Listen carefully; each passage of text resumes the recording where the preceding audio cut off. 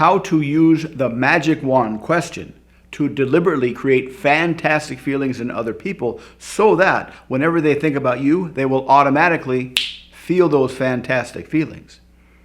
Everybody, or most everybody, is familiar with Pavlov and his dogs. He had some dogs and he brought some food. They smelled the food and they salivated. He brought the food and they salivated. He brought the food and they salivated. He brought the food, rang a little bell, and they salivated. He brought the food, rang a little bell, and they salivated. Then he only rang the bell and they salivated. He effectively set an anchor between the bell, the sound of the bell, and the salivation response. So he could create the salivation response at will. Psychologists tell us that this happens all the time. This is how the brain works. Whenever we have two experiences that happen very close together in time, there are neurological connections created between the two experiences. This is how we remember things. This is how we make causal connections of things outside of the world. This is how we make sense of the world.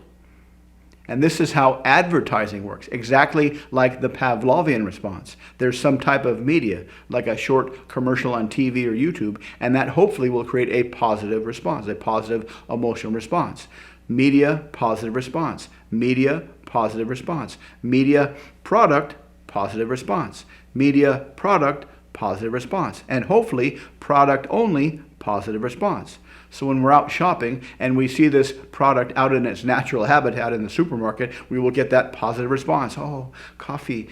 Such a happy family togetherness feeling. I'm going to buy the coffee. And that's how advertising works. This is also how relationships get started. You talk to somebody new, you have a fantastic feeling, and you unconsciously create an anchor between that person and the fantastic feeling. And if it's mutual and it happens over subsequent conversations, this is how friendships develop. This is how romantic relationships develop. The good news is you can absolutely and deliberately create the same response. You can use a technique to create fantastic feelings in other people so that they will automatically anchor those good feelings to you, so whenever they think about you, they will feel those good feelings.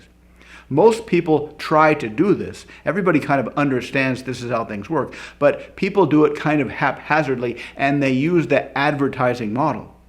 The advertising model, simply because of our relationship with TV and YouTube and whatever, they have to come in from outside of us. It's not an interactive process. So people come in from outside the other person. They try to exhibit some kind of behavior that they hope will create good feelings in the other person, just like the commercial has some type of media that they hope will create good feelings in us. And this is it has a very, very low probability success rate.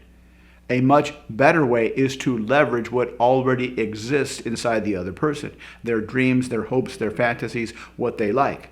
This requires that you not talk about yourself, but you only talk about them. And you talk about what they want, and you help them to build that out. And if you're leading the conversation, if you control the frame of the conversation and they're answering the questions and you're doing the asking, it will create a very powerful connective bond between the two of you so that this anchor will be very, very strong. So how specifically do you do this? Start the conversation just like normal. Talk about whatever you feel like talking about, and let the conversation evolve whatever it evolves until it gets to a major life category. Things that we all experience in life and things that we all wish we had better in life, like where they live, their job, their career, their financial situation, their relationships, anything they want to do in the future. And once you stumble across one of these categories, simply ask the magic wand question. If you had a magic wand, and that category was the ideal situation, what would that look like? And then help them expand their ideal future fantasy using either or questions. Either or questions where one of them has to be the right answer. For example, let's say you're talking about their job, and you suspect that they like their job, but they could do much better. They wish they could do much better. So you ask the magic wand question. Suppose you had a magic wand, and you could wave this magic wand, and you knew for certain that within 2 or 3 years, or whatever time frame is good for the conversation, within 2 or 3 years, you had the ideal job. and you got all the training you needed, you developed all the confidence you needed, you had all the certification you needed, you went through everything you needed to get so that after a year or 2 or 3 years, you had the ideal job. What does that look like? And then just let them answer however they answer. Let them describe that internal picture however they describe it. And by asking these either or questions, you can help them get that picture bigger and more real and more detailed and more articulate and more emotionally robust and powerful. And the more you do that, the more fantastic feeling you'll build. So what's a typical either, or what's a good either or question to ask? If they're talking about their job, you can say, or their ideal job, you can say something like, well, is it the same company or a different company? One of these has to be the right answer. Is it the same field or a different field? One of these has to be the right answer. So ask questions like that both help them expand their internal representation of their ideal job, and so that one of them has to be the right answer. Is it in the same city or a different city? Is it at an established company or at a startup company? Are you in the public eye? Are you kind of famous? Or are you mostly anonymous? And just ask all these questions and help them build out that internal representation. Avoid talking about yourself. Avoid giving them any kind of judgment of their answers, good or bad. Just be quiet, ask the questions, lead the conversation, but let them do most of the talking. You're doing most of the thinking, they're doing most of the imagining. And this interactive interplay between the conversation will create a very, very strong anchor between their dream future and you. Their dream future and you. So whenever they think about you, they will automatically think about their dream future.